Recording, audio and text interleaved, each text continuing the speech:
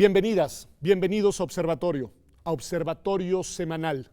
Hoy vamos a hablar de un hecho ominoso, trágico, doloroso que tuvo lugar ya hace 9 años en nuestro país y que al día de hoy sigue impune, que es ese terrible caso, y ayúdenos un poco a reconstruirlos, Luis Daniel, Ana Lorena, nada más a recordarle, a refrescarle la memoria a la gente de esta masacre de 72 personas migrantes en San Fernando, Tamaulipas, hace ya casi una década. Adelante. Pedro, muchísimas gracias por la invitación. Bueno, pues los hechos fueron conocidos a nivel nacional y a nivel internacional el 24 de agosto de 2010. Tú recordarás que supimos que la Marina había encontrado en un rancho de San Fernando, en el Huizachal, a 72 personas que fueron ejecutadas.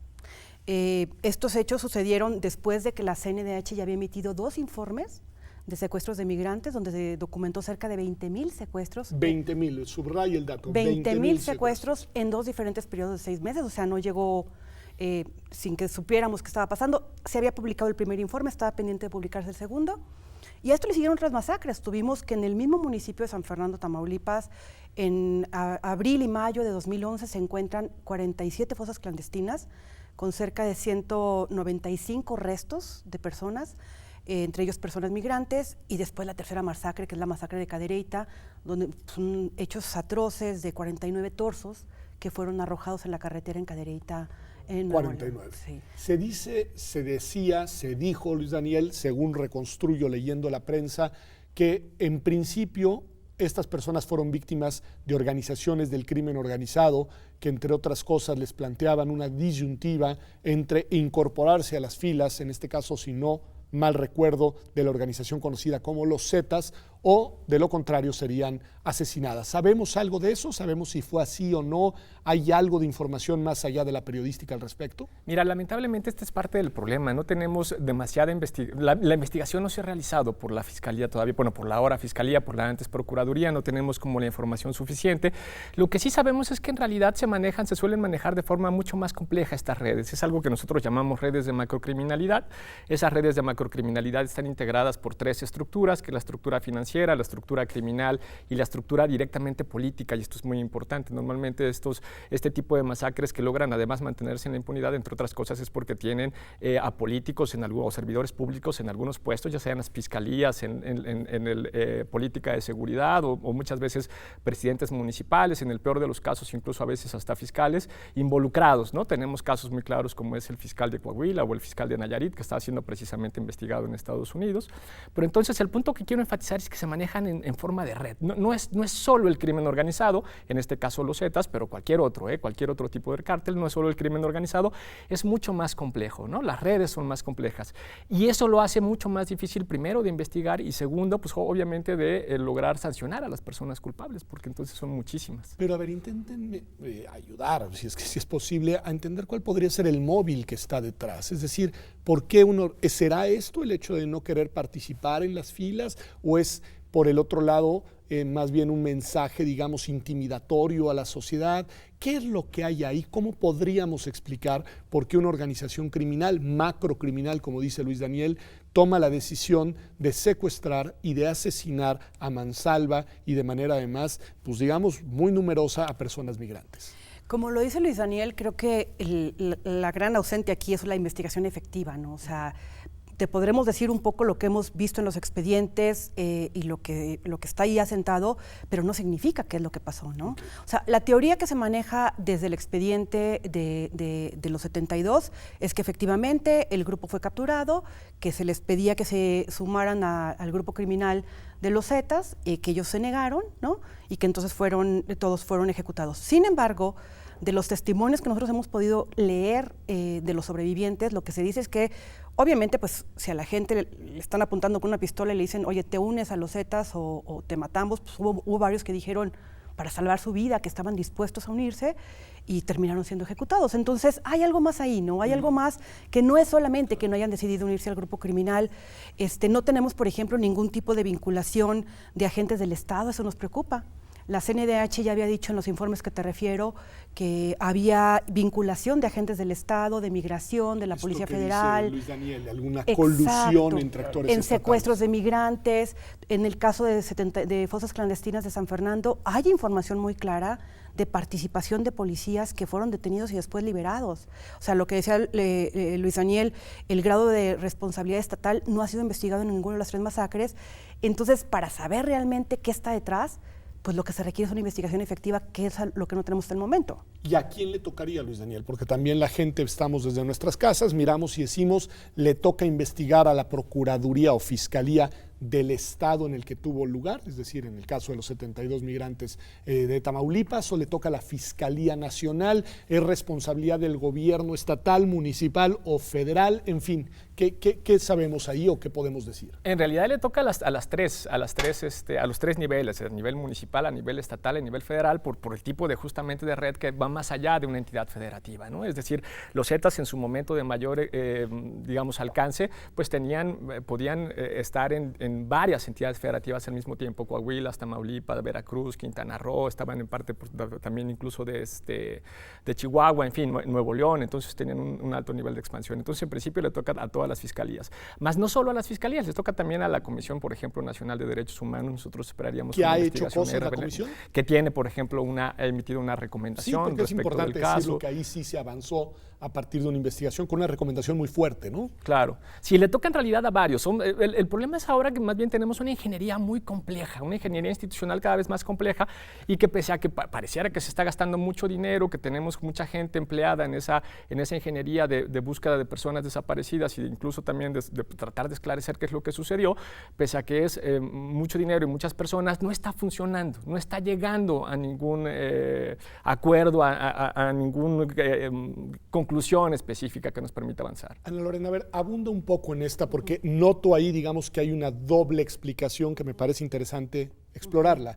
Por un lado, una posible colusión, complicidad de algunas autoridades que inhibe las investigaciones, pero por el otro lado, también nos dice Luis Daniel, también una complejidad institucional que además yo le agregaría, además con la variable política de que cambian los gobiernos, cambian los actores y demás, que también podría ser la razón por la que se obstaculiza. Y en los dos casos, por los dos cuernos, el resultado es el mismo, que se llama impunidad. Claro.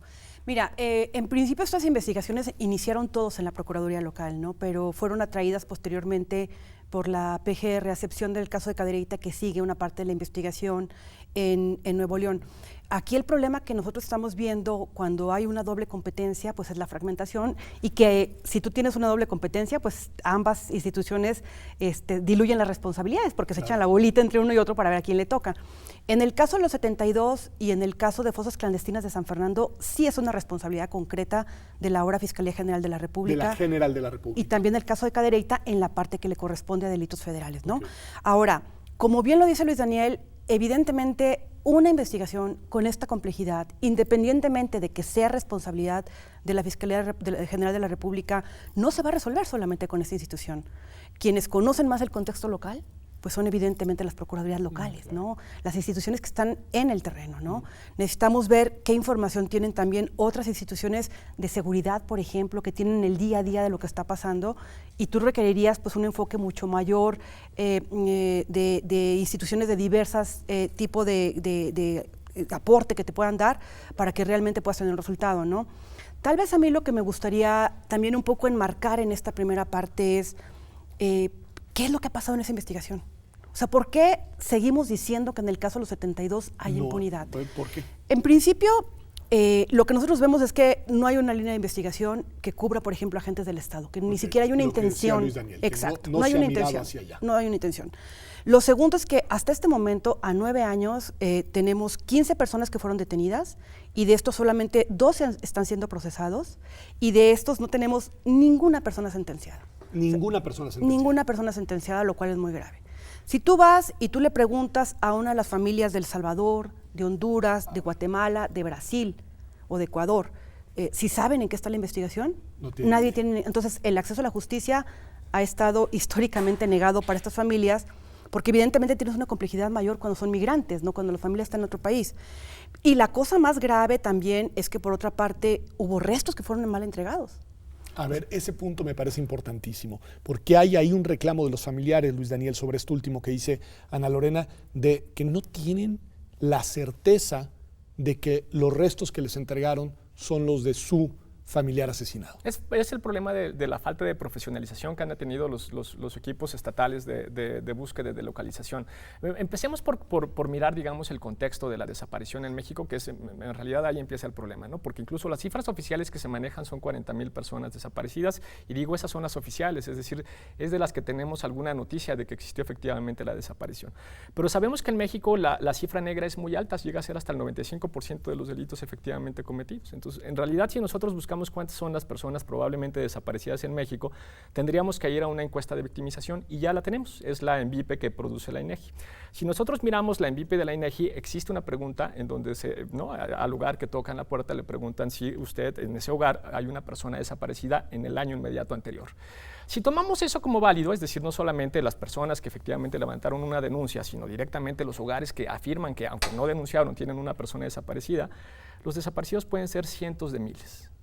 Cientos de miles. Solamente en un año, solamente en el 2012 hubo 65,000 hogares que dijeron tener al menos una persona desaparecida. Y eso pensando únicamente en los nacionales, ¿no? Los nacionales claro. desaparecidos. En este caso se trata de migrantes. No tenemos datos de cuántos migrantes han sido desaparecidos en México. El único dato que más o menos existe, el único dato que existe es cuenta de 2008 a 2011, se presentó en una audiencia ante la Comisión Interamericana de Derechos Humanos, y en la Comisión Interamericana lo que se señaló es que por lo menos en esos 5 años había al menos 70,000 migrantes desaparecidos. Entonces, algo que tendríamos que pedirle por lo menos al Estado, considerando que tiene pues, la soberanía territorial, es que nos diga cuántas personas migrantes entran a México, cuántos de esos que entran pasan efectivamente a Estados Unidos, cuántos tiene ubicados que se quedan en territorio nacional y cuántos no sabe dónde están. No sabes dónde están.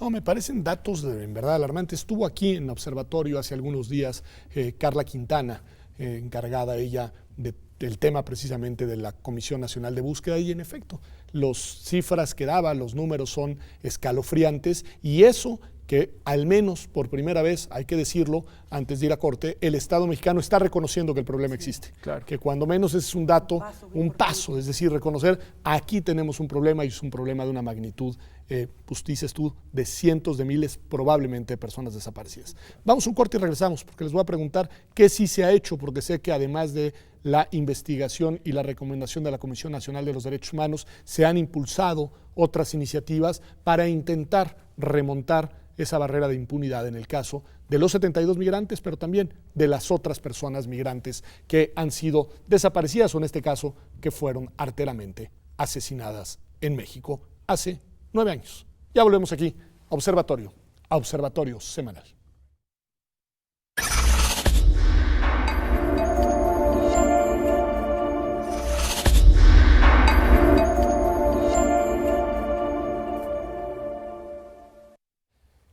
Ya estamos aquí de vuelta en Observatorio Semanal, y estamos hablando de este trágico evento que en realidad es una gran tragedia porque en sí mismo es dramático, pero no es aislado, que fue este asesinato a mansalva de 72 personas migrantes en San Fernando, Tamaulipas, hace ya 9 años, pero que fue en realidad la confirmación, nos decía Ana Lorena, de un fenómeno que ya venía sucediendo, y también el preludio de una serie de eventos ominosos que tuvieron lugar los meses sucesivos y que probablemente siguen teniendo lugar hasta el día de hoy en nuestro país. Pero, a ver, a pesar de la impunidad, que es nuestra denuncia central, los hechos siguen impunes. ¿Qué sí se ha hecho, Ana Lorena? Es decir, ¿qué ha sucedido en el marco de la acción institucional del Estado mexicano a raíz de estos eventos que podamos cuando menos contabilizar como acciones estatales orientadas hacia remontar esta impunidad? Mira, yo creo que es importante reconocer las cosas que se han hecho, pero también es importante decir que lo que se ha logrado tiene que ver mucho con el impulso de las familias, okay, ¿no? Aunque estén fuera del país, hay una gran solidaridad por parte de los colectivos del Movimiento Nacional por Nuestros Desaparecidos para con las personas migrantes y por las organizaciones de la sociedad civil. Entonces, ¿qué se ha logrado?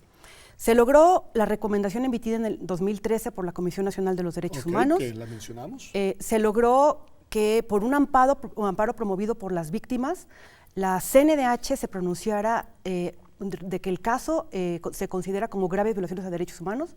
Este caso llegó a la Corte y hubo una resolución en la Suprema Corte que lo reconoce como graves violaciones. Se logró en materia de transparencia y acceso a la información, en un amparo que promovimos desde la Fundación, pero también desde artículo 19, que los 3 casos de las 3 masacres, para efectos de transparencia y acceso a la información, fueran declaradas como, digamos, graves violaciones. Está pendiente de que se notifique al INAI para que clasifique el caso y para ver cuál sería el procedimiento para hacer pública la información, pero es un paso importante. Porque a partir de que ya se calificó como violación grave, entonces hay la posibilidad de acceder a la información. Algunos de los casos, Cadereyta y 72 ya fue clasificado, falta el caso de Fosas, que eso le va a tocar al INAI, ¿no? Y también se logró, me parece que es importante, la reciente audiencia que tuvimos para el seguimiento de la recomendación con la CNDH, donde se generan nuevas metodologías para investigar, ¿no? Otra cosa que me parece importante destacar es que gracias también al impulso de las familias, contamos en este momento con un mecanismo de apoyo exterior. Te lo explico muy rápidamente. Las familias no pueden venir a México a poner las denuncias, no les dan visas, no les permiten, o sea, les piden un montón de documentos para tener la visa humanitaria. Entonces lo que se logró es que primero en un acuerdo de la PGR, pero después en la ley de desaparición forzada y en la ley orgánica de fiscalía, se incluyera lo que se llama mecanismo de apoyo exterior, que de lo que como funciona es cualquier familia que esté en Centroamérica o en Estados Unidos puede ir al consulado mexicano, a la embajada mexicana a presentar una denuncia o a solicitar una búsqueda y los consulados, desde ahí lo pueden exacto, desde ahí pueden tener acceso. Entonces, esos son pasos importantes, que incluso te lo tendría que, o sea, es bueno resaltarlo en otras regiones, como en el Mediterráneo, que tienen problemáticas parecidas en el tema de migrantes desaparecidos y búsqueda de restos, no existe. No existen esos. Bueno, pues entonces hay que decir que eso hay, pero también hay alguna otra iniciativa que se está impulsando de nuevo desde sociedad civil y academia a propósito de este caso. Cuéntanos un poco de esto. Sí, mira, como parte del proceso, bueno, de renovación justamente del paso de la Procuraduría ahora a la Fiscalía General, se hizo una reforma constitucional, como nosotros sabemos, en 2014, pero que tardó mucho tiempo en implementarse porque la ley orgánica salió hasta hace apenas más o menos un año, ¿no? Tiene incluso menos de un año, tiene muy poquito que salió la ley orgánica. Y parte del trabajo que se hizo desde la sociedad civil fue acompañar qué tipo de fiscalía nosotros necesitamos, porque en la sociedad civil integrada por varias organizaciones no gubernamentales o ONGs que defienden distintas causas de derechos humanos, veíamos que teníamos, por ejemplo, un caso de feminicidio y se quedaba atorado en la fiscalía, y luego teníamos un caso de personas desaparecidas y se quedaba atorado en la fiscalía, y luego teníamos un caso de tortura y se quedaba atorado en la fiscalía, y teníamos un caso de corrupción y se quedaba atorado en la fiscalía. Entonces, después de varios años vimos que pues, el problema está en la fiscalía, ¿no? El problema es la impunidad, y en buena medida la impunidad, digamos, tiene ese filtro, tiene ese embudo está en la fiscalía. ¿Qué tipo de fiscalía es la que necesitamos? Entonces, lo que necesitamos de antemano es una fiscalía que permita hacer investigaciones, uno, mucho más flexibles, y dos, que permita justamente recuperar el nivel de complejidad que hoy vemos con el crimen organizado, porque ya no se trata de detener, como normalmente sucede.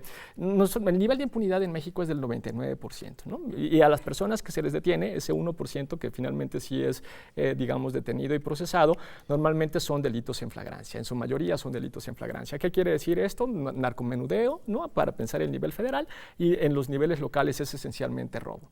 Entonces, el lío no es detener al carterista, el problema no es detener a la persona que vende un gramo de coca o un gramo de marihuana. El problema es desmantelar esas redes de macrocriminalidad, y esas redes de macrocriminalidad no se desmantelan con el aparato burocrático pesado que fragmentaba las investigaciones que tenía la Fiscalía. Entonces se crearon, ahora existe, la Fiscalía tiene capacidad de tener nuevos, distintos tipos de órganos de investigación. Por ejemplo, tiene unidades de investigación y litigación, que la idea es que sean mucho más flexibles, tiene equipos de investigación y litigación dentro de esas propias unidades, que puede tener 3, 4, 5 equipos. ¿Por qué tiene lógica que tenga 3, 4, 5 equipos? Porque una misma red te puede cometer distintos tipos de delitos, te puede cometer extorsiones, secuestros, homicidios, y entonces si tú lo tenías en fiscalías separadas, lo que hacías es que fragmentabas la investigación. Ahora lo que tienes son equipos que investigan dentro de una misma unidad esos distintos tipos de delitos para detener la red de macrocriminalidad. Hay equipos mixtos de investigación y litigación, unidades, esto es muy importante, unidades de análisis estratégico y de contexto. No se hacía análisis de contexto en la Procuraduría. Okay. Y en la medida que no haces análisis de contexto, no puedes identificar justamente cómo está establecida y cómo se desarrolla toda una red. ¿Y si está cambiando esto? Pues todavía no, pero hay que decir. Es que no se hacía hace tal, ¿no? Tenemos unidades mixtas. Tenemos una ley, ¿verdad? Tenemos una oportunidad. A ver, yo creo que aquí la parte importante, Pedro, Bueno, ustedes nos acompañaron también, recordarás, nosotros desde el colectivo Fiscalía que Sirva, pero también cuando justo se dio el cambio de gobierno a nivel federal, tuvimos una mesa en la que conjuntamente estuvimos trabajando con ustedes, con el CIDE, con senadores y diputados recién electos, con el equipo que designó el Ejecutivo para trabajar la nueva ley orgánica, y allí estuvimos discutiendo mucho eso, ¿te acuerdas? O sea, pensando perfecto. Mucho cómo podía, exacto, cómo le dábamos la vuelta. A ver, si tenemos un índice de impunidad de más del 99%, o sea, es clarísimo que no estamos haciendo las cosas bien, y es clarísimo que si tenemos más de 40,000 desapariciones, estamos mandando un mensaje de que si no hay una consecuencia frente a esos hechos, hay permiso para hacer esto. No Entonces, exacto. Entonces, en esas discusiones que tuvimos en estas mesas, que fueron unas mesas muy ricas, lo que pensamos es la creación de nuevas metodologías. Primero, como lo decía Luis Daniel, o sea, no podemos seguir pensando que un ministerio público, como es el caso que nosotros tenemos, o sea, imagínate, en el caso de o fosas clandestinas o de Cadereyta o de la masacre de los 72, está un ministerio público encargado del caso, que además tiene otros casos, o sea, no le da tiempo ni de abrir la carpeta, no le da tiempo ni de ver la investigación, o sea, humanamente es imposible que una persona te dé un resultado frente a esto. Totalmente. La unidad de análisis de contexto de la Fiscalía de Derechos Humanos tiene una persona encargada. O sea, entonces hay una falta de voluntad, efectivamente, en los recursos que están siendo asignados para el tema de justicia, y además hay un recorte. Eso hay que decirlo y eso está afectando, ¿no? Ahora, lo que nosotros dijimos es, frente a este escenario, ¿qué podemos hacer? La ley orgánica, en lo que nosotros mismos propusimos, nos da estas alternativas de tener una mirada primero multidisciplinaria, de pensar que no es el Ministerio Público el único que te va a dar una respuesta y de pensar cómo involucras a otros actores. Entonces, el resultado de la audiencia, donde hubo una solicitud de rendición de cuentas a la Fiscalía respecto de la investigación, lo que trajo como resultados es un buen avance. Todavía no implementado, pero esperamos que esto vaya a funcionar y que lo vayamos a implementar adecuadamente.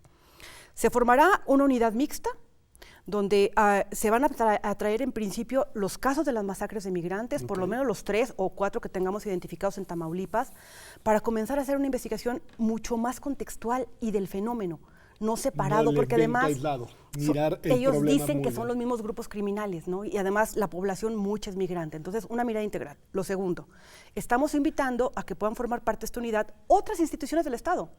La unidad financiera, por ejemplo, de Hacienda, está ahorita haciendo un trabajo muy interesante en a dónde está yendo el dinero, que no es algo que está no está siendo investigada en los casos. El pensar que unidades de investigación de la Secretaría de Seguridad Pública o de otros lugares puedan también entrar a formar parte de este equipo.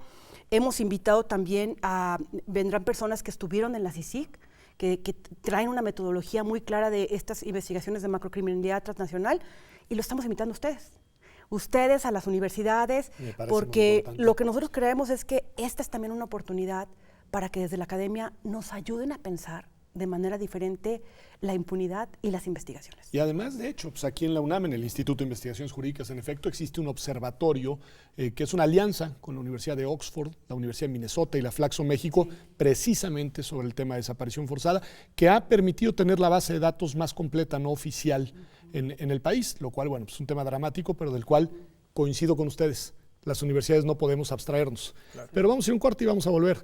Y les voy a hacer una pregunta que no está tan fácil, porque se las dejo desde ahorita y así el público se queda enganchado. ¿Han hablado ustedes de la alianza, del impulso desde organizaciones institucionales con autonomía constitucional como la CNDH y el INAI? Han hablado también de sociedad civil organizada, han hablado de universidades, y como que son actores que a este gobierno, que yo vea, no le gustan mucho. Entonces quiero ver si por ahí se puede impulsar algo, ¿no? Pero les dejo ahí la pregunta en el tintero para el último corte de Observatorio. Ya volvemos, quédese con nosotros aquí en Observatorio Semanal.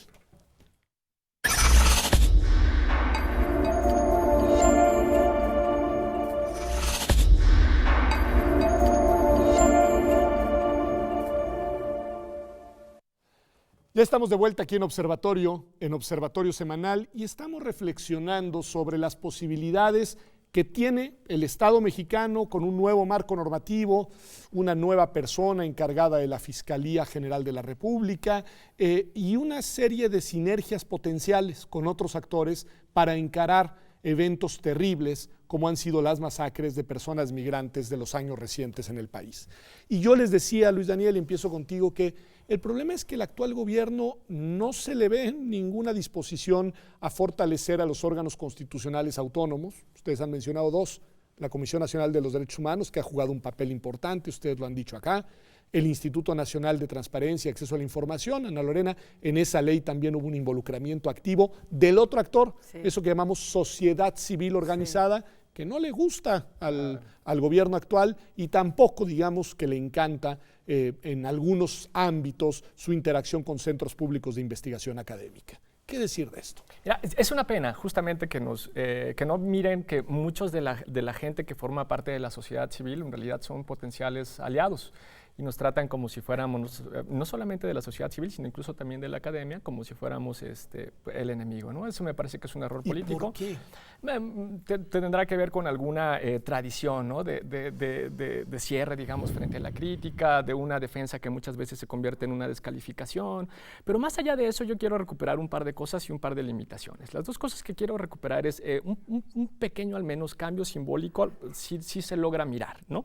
Pero muy limitado. Ese es el problema, ¿no? ¿En qué consistiría, por ejemplo, el cambio simbólico? Hoy podemos estar seguros que la presencia de los militares a través de la Guardia Nacional o incluso directamente de los militares en todos los personajes que se encuentran, más bien en todos los miembros militares que se encuentran desplegados en territorio nacional, hoy la orden ya no es abatir, ¿no? Hoy la orden ya no es como fue en Apatzingán, mátenlos como perros. Y esa es una diferencia relevante, ¿no? Ahí ya difícilmente, si esto se mantiene tal como está ahora, vamos a encontrar una nueva masacre cometida en este caso por cuerpos del Estado, y esa es una diferencia relevante.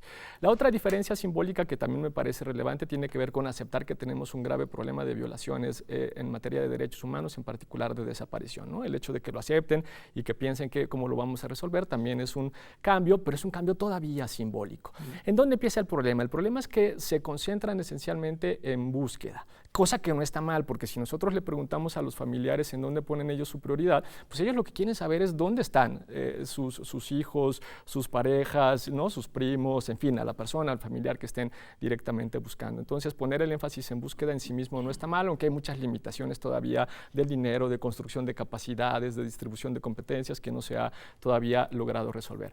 Pero, y aquí empieza el problema, el lío es que quedan dos derechos de las víctimas que no están siendo resueltos. Por un lado, el derecho a la verdad. No basta con entregar, por ejemplo, con localizar y entregar los restos de la persona desaparecida, tenemos que saber qué pasó. Y en ese mismo sentido, también con el problema, con otro de los derechos que nos quedan a deber es el de la justicia, ¿no? No solamente tenemos que saber qué pasó, se tiene que sancionar a los culpables. En la medida que no tengamos verdad y no tengamos justicia, lo que se mantiene es la impunidad, es el 99% de impunidad. Y en la medida que se mantenga ese 99% de impunidad, el lío es que vamos a seguir reproduciendo, porque es un problema estructural, este tipo de desapariciones. Mira, cierro con esto que es bien interesante. Dentro de unos días vamos a tener una nueva, no quiero decir aniversario, pero bueno, de los lamentables hechos de los 43 estudiantes desaparecidos de Ayotzinapa, ¿no? Y si hoy nos preguntamos si eso mismo, si se pudiera desaparecer tal como se desapareció a 43 estudiantes en Guerrero, si eso que sucedió hace 4 años puede volver a suceder, sí, puede volver a suceder. Sí. Y no solamente en Guerrero, en Tamaulipas, en fin, en varias entidades federativas. El problema es el problema de la impunidad. Sí, claro. Si no investigas, permites. Lo decías muy bien tú. Si no investigas, permites. Y la pregunta es, ¿por qué creer? Da datos interesantes, Luis Daniel, de, digamos, orientación de decisiones político-institucionales significativas, como el no abatimiento de las personas, etcétera. Pero, ¿por qué creer, si es que crees, Ana Lorena, que en verdad las cosas van a cambiar? Porque yo insisto, lamentablemente, y lo digo con mucha objetividad, yo lo que sigo percibiendo es mucha cerrazón y muy poca disposición por parte incluso de este gobierno de aprovechar esfuerzos que se vienen haciendo desde hace años de actores no estatales muy relevantes que han venido luchando por la democracia primero, pero después por los derechos humanos, por la justicia, por la verdad en este país. Bueno, la pregunta es difícil, Pedro. ¿Sí? ¿Por qué creer? No te puedo decir si creo. Okay. Lo que te puedo decir es que no tenemos opción. O sea, desde la sociedad civil y sobre todo desde las familias, que son nuestro impulso, vamos a seguir exigiendo que esto cambie. Okay. ¿No? O sea, entonces, no importa quién esté en el no gobierno, importa, vamos a exigir igual. Ni importa si le creemos o no, ¿no? Ahora, a mí me parece que hay una cosa que sí hay que también resaltar. O sea, es importante ver qué está faltando en este gobierno, pero también reconocer. ¿Qué? A ver, en gobiernos anteriores, en administraciones públicas federales anteriores, se había negado la desaparición. O sea, estaba fuera del mapa, ¿no? Se criminalizaba a las personas desaparecidas. Es la primera vez que está en el discurso del Ejecutivo Federal el tema de la desaparición. Y que hay además, ¿no?, una comisión nacional creada para eso. Y hemos visto, por ejemplo, a un subsecretario de Derechos Humanos muy involucrado, a otros servidores públicos con mucha voluntad de querer cambiar las cosas. Entonces, esto hace una diferencia. Ahora, falta ver que realmente esa voluntad se transforme en acciones y que se materialice, que haya recursos, que tengan sus equipos y que esto pueda funcionar. Esto es lo que está pendiente de que suceda. A mí me preocupa porque yo creo que hay una mala entendida, tú hablabas hace rato de la autonomía, ¿no? O sea, este problema de crear este tipo de esfuerzos donde pueden participar órganos autónomos, instituciones, otros órganos de gobierno. O sea, lo que hemos visto es que ha habido una mala interpretación de la autonomía. O sea, se cree que por el hecho de que la Fiscalía es autónoma no se puede coordinar y está como ausente de la política del Estado. O sea, nos falta entender entonces que la política criminal es una política que se forma con todos los que tienen que ver con prevención, con investigación y con sanción, y ahí tendría que estar la Fiscalía involucrada. Sí te digo que no ha sido fácil con la actual Fiscalía. O sea, concretamente, el fiscal no ha recibido todavía a los colectivos de familias. ¿No ha recibido todavía a los a los colectivos de migrantes, algo que sí sucedía con otros fiscales. Tenemos una fiscal de derechos humanos con la que tenemos mucho contacto, pero si no tiene todo el respaldo institucional, esto resulta muy difícil de que funcione. De ahí la importancia de los procesos de designación. Claro. Para que las personas que estén al frente realmente tengan una conciencia de lo que les toca enfrentar en el día a día y tengan un compromiso de interactuar con la sociedad civil. Si van a trabajar con nosotros o no, yo creo que el gobierno no tiene opción. Está demostrado que no pueden solos. El alto índice de impunidad lo muestra. Entonces, también nosotros lo que hemos visto desde sociedad civil y con las familias es que las cosas salen mejor cuando lo hacemos conjuntamente que cuando no. Y el tema de las autonomías, solamente para cerrar, diría, puede haber un discurso desde el Ejecutivo, desde muchos órganos del Estado, en contra de las autonomías, pero la última palabra la acaba de dar la Corte. La Corte, en la resolución que dio sobre el caso de transparencia y acceso a la información en los casos de las 3 masacres, lo que hace es consolidar la autonomía del INAI como el órgano garante de transparencia y el acceso a la información y lo hace dueño de sus facultades, algo que no veíamos. Entonces, yo creo que aquí es muy importante el papel del Poder Judicial para que haya un contrapeso frente a lo que está sucediendo. No, y me parece muy interesante porque en el fondo lo que ambos hacen una suerte como de llamado al poder ejecutivo, en este caso a la administración pública, a no cerrarse ante iniciativas que no van en contra de la agenda del gobierno, sino que lo que quieren hacer es sumar esfuerzos, pero creo que no se ha leído ahí. No te invité a hablar de esto, Luis Daniel, pero pues te voy a hacer la pregunta porque Ana Lorena dijo, de ahí la importancia de las designaciones, los nombramientos. Hay una muy importante en puerta, que es precisamente la de la Comisión Nacional de los Derechos Humanos en el mes de noviembre. ¿Qué reflexión harías a propósito? Tiene que ver con el tema, de las violaciones de derechos humanos, tiene que ver con que la Comisión es de las pocas instituciones que sí se han metido en estos temas y han emitido recomendaciones.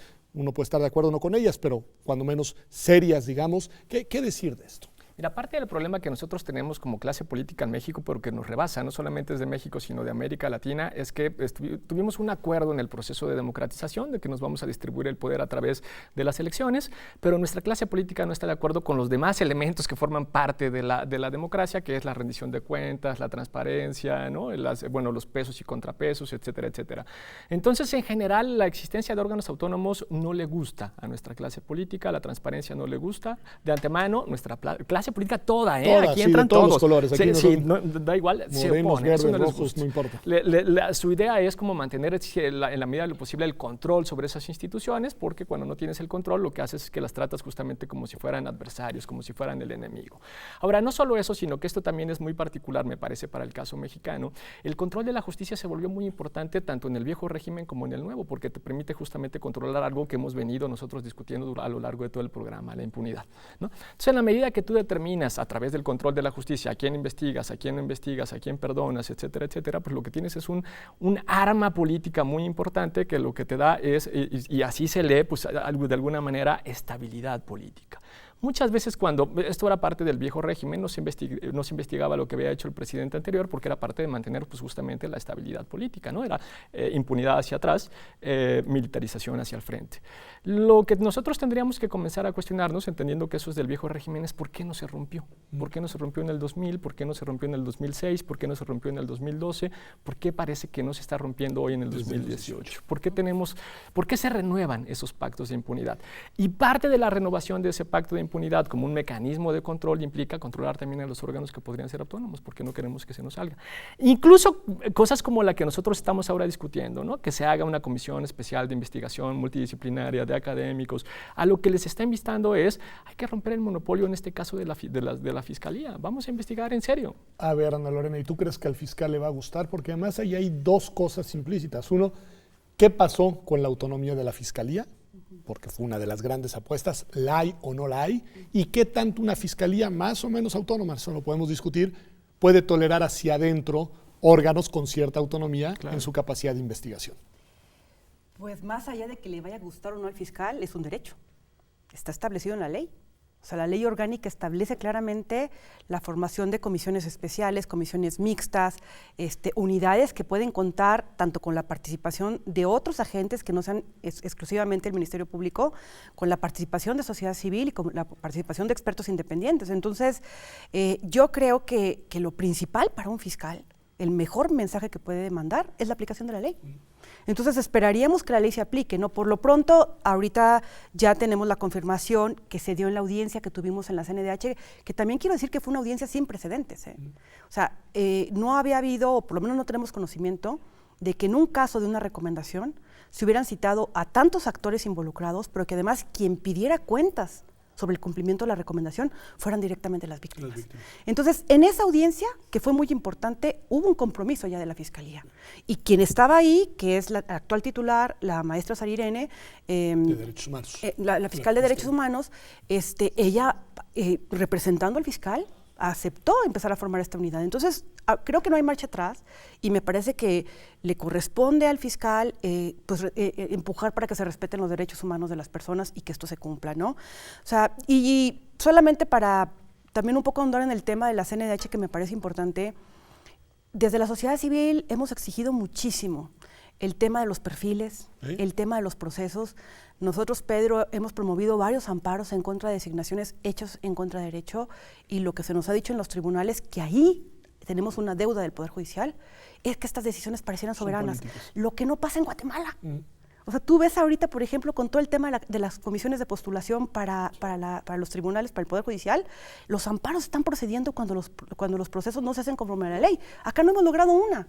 Entonces, mientras no tengamos procesos transparentes, donde realmente la sociedad se puede involucrar, donde hay un escrutinio público y perfiles determinados, esto va a seguir sucediendo y seguiremos sin órganos que realmente sean un contrapeso frente a poderes que pueden ser autoritarios o que pueden salirse de la normatividad, ¿no? Y que no me parece nada menor, tratándose de todas las instituciones con autonomía constitucional, pero de esta en particular, porque la cabeza de la institución es quien tiene la potestad de ser el ombudsman o la ombudsperson nacional.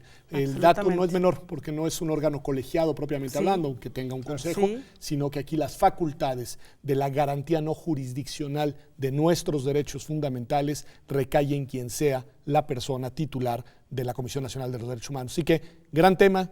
¿Qué les parece que le dediquemos un programa de observatorio en las próximas semanas, antes del mes de noviembre, porque será en noviembre de este año, en el cual se llevará a cabo la renovación, el nombramiento de la persona titular de la Comisión Nacional de los Derechos Humanos? Pero este programa ha sido un programa que tiene un trasfondo de horror, de dolor y de tristeza. La muerte de personas migrantes asesinadas en su tránsito por el territorio nacional, por nuestro país, que constituye, como nos lo han dicho hoy, pero como lo han dicho ya las autoridades, una gravísima violación de los derechos humanos. Nos vemos aquí, como todos los domingos, la próxima semana en TV UNAM, en Observatorio Semanal.